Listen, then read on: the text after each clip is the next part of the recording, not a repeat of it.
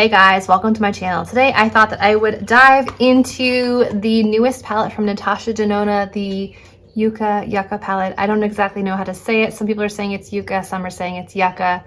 I'm not sure, so we'll just say the newest palette. So if you guys would like to hear more, see swatches, several looks, and hear my thoughts, then just keep watching.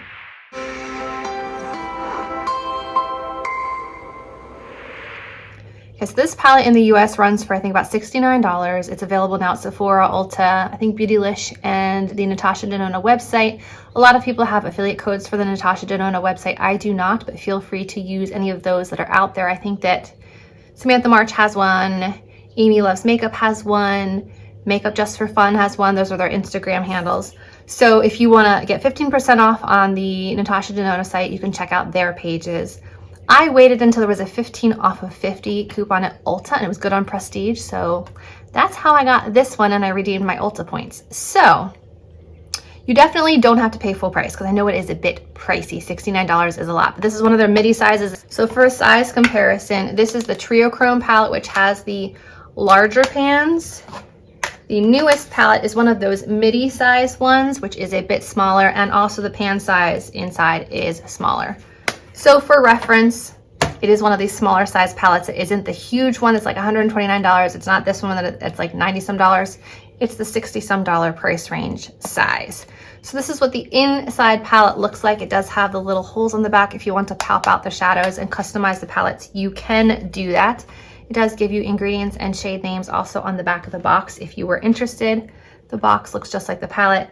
This palette's been out for a little while now, so I'm sure you guys have heard a lot about it, but if you're looking for my take on it, then just keep watching. It is soft matte touch, which is very nice. It doesn't show fingerprints and mess as much. I do like the vibes. It's like grungy spring vibes. I have already played with this, so mine is not pristine. This is what the shades look like, and you have a nice, large, great quality mirror inside as well. And the way that I've seen a lot of people doing swatches is just going across, but I am curious to know how similar these shades are from each other. So the way that I'm going to swatch them is I'm going to swatch all of the metallic greeny tones next to each other. I'm going to swatch all of the matte green tones together, the orange tones together, the greens, the browns. I want to see how close they are to the other shades in the palette, because some people are saying that like these are way too similar, these are way too similar, these are way too similar. So I'm wondering if it's going to be another like retro palette situation where I felt like the colors were all too similar to warrant buying a palette with several of the same shades in it. So I'm going to do close-up swatches instead of from here, because I feel like that's going to be a bit more helpful for you guys. But that is what the palette looks like. So we'll dive into swatches. Okay, so I'm going to start off with the metallic greens, and I'm going to go in order of the palette. So we'll start with Plantasia, Kohlrabi, Ray, and Makia, and then I'll go in with this silver one. So starting off with this first one. That one looks like it has a very distinct orange base. Then going in with Kohlrabi, which just looks like a gold with maybe a hint of green. Ray, which is more like a subtle shimmery antique gold. And then Makia, which definitely has the most green out of the bunch. And then finally with Elcian, which is like that cool kind of platinum-y shade. Nothing like the others. So there are the metallics. And then I'll just go in order. I'm going to start off with Calathea and Willow because they're the two greens of the palette. So these two. This one I think is like a cream to powder formula. Very weak when it's swatched.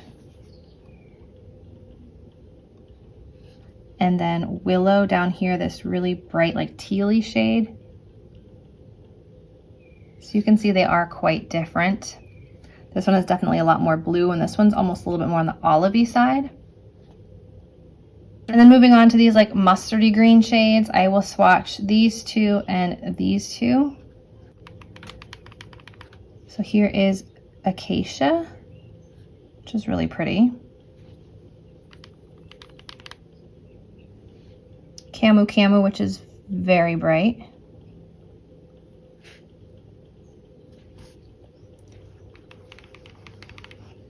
Tipu, which does look fairly similar to the first one I swatched. And then Citrine. There are the four kind of grungy, like greenish yellow shades. I do feel like these two are so similar that you probably didn't need both. Now let's swatch the oranges and the brown. First, we go in with Valley.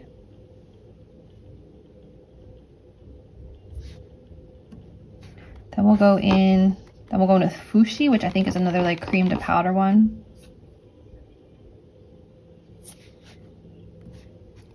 Then Ixia.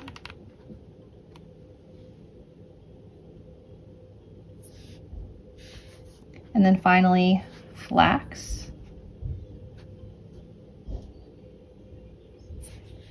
So there are the oranges and the browns. And again, the metallics, and then the green tones.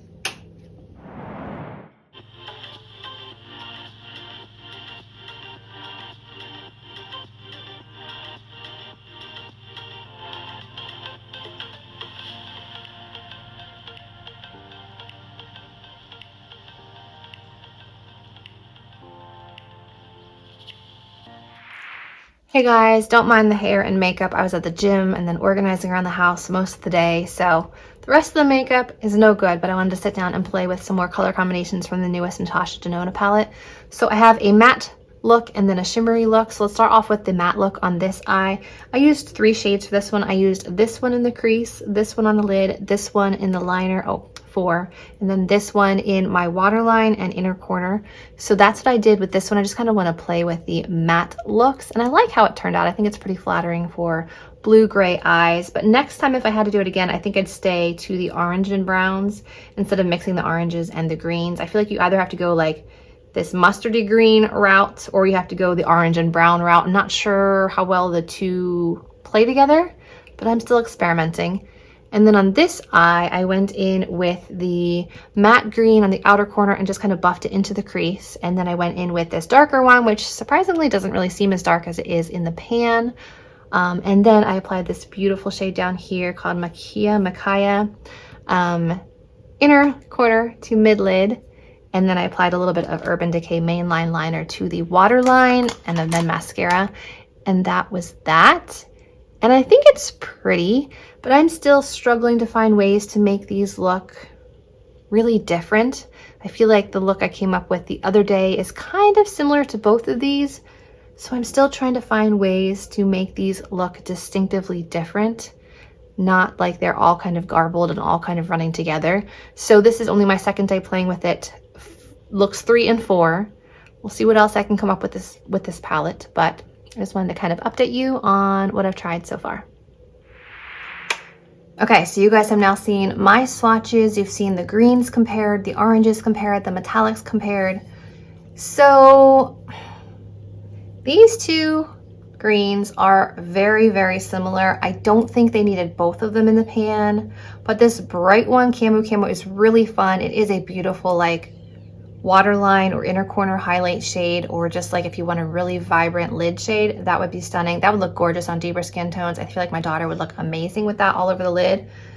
The others are fairly similar. This one's definitely more yellow tone. The oranges, this one's a bit more like, I'd say rosy undertones. This one's more of a yellow undertone. This one's more of a brownish orange, and this one's definitely a deep, like cool brown. The dark greens are very different. This one's more of like a turquoise green, while this one's slightly more like pine green, olive green, like not blue tone at all. And then the metallics, while they are mostly in the green gold family, this one's like orange and green. This one's gold and green. This one's like blue and green. And this one is just like a very light olivey green shimmer. So they're very different. This one's like silvery purple. So they are more different than I was expecting just looking at the pan. Okay, so now you've seen the eye looks I've come up with. The first day, I think I did a combination of these two shades, just the brown and the cool shimmer. The second day, I honestly don't remember what I did because it was several days ago at this point and I didn't speak over the video, it was just an image. The third and fourth look, I was able to show you what I used in each look, and today's look, which looks fairly certain to one of yesterday's looks, I did these two oranges in the crease, really buffed out. I went in with Calathea on the outer corner and the lower lash line. I went in with Micaiah right here, the like bluish shimmery one on the lid. And I think that's it. I used a Maybelline pencil in the waterline. Oh, and then I used some black shadow along the lash line just because I felt like it was a little too colorful and needed some grounding. So I feel like this palette would have benefited from like a black or an intense gray. I know it has the brown, but sometimes the brown is still too colorful and I just want something black. So yeah, my thoughts on this palette. Are they my favorite colors? Yes and no, because I love a good mustardy eye. I love a good rusty colored eye look, especially on my blue, green, gray eyes. They're kind of chameleon eyes. They change depending on what I'm wearing, the makeup, my hair color, all of that. So I really do like this shade and this shade. I think they're really fun. This shimmer I can put all over the lid and it's just like beautiful. I do love teals on the eyes. This one and this one just kind of always end up looking dirty on my eyes. They're not very flattering.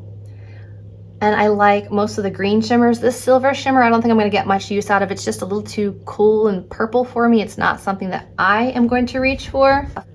Had to let my cat out of my room. I don't know what it is about filming. As soon as I sit down and start talking, they're pawing to get out, pawing to get in, needing something. So I don't know what I was saying, but I feel like I like about 3/4 of the shades in this palette, which is pretty good. So I was definitely on the fence about this palette. I debated for several weeks. I was watching videos, watching reviews, looking at people's looks they had created. Some have been gorgeous. Some of the time I'm thinking they all look the same. I feel like whenever you put this all over the lid, it's just kind of gonna look like all the other green gold looks. So I feel like this palette can get repetitive very quickly, even if you're using different metallics or different shades in the crease. Like if I put brown in the crease or orange in the crease, I still feel like it's gonna look similar. If I put this one on the lid, this one on the lid, or this one on the lid, I feel like they're gonna look similar. So with that in mind, you kind of have to love looks like this, because I feel like this is a lot of what you're gonna come up with using the shades in this palette. Can you get a sunrisey look? Of course you can. You can do the orange, the yellow, and like the warm brown. You can do an all green look. You can just do a wash of shimmer. You can just do brown as your liner. You can definitely get neutral looks out of this. But I don't know. Usually when you buy a Denona palette, it's because of her fancy metallic shades. I also really love her mattes. So I personally love the Safari palette, which is all matte. I just happen to be a fan of her formulas in general. Price tag, not so much. These are pricey, but they are really, really great quality, great formula. The cream to powder ones are a little bit tricky to work with. I feel like they apply best with a finger, really packed on, because otherwise they're just gonna look like a really, really weak shadow. You really have to build it up with like a fluffy brush. But just keep that in mind. You have to know the formulas and know how they work to know how to use them best.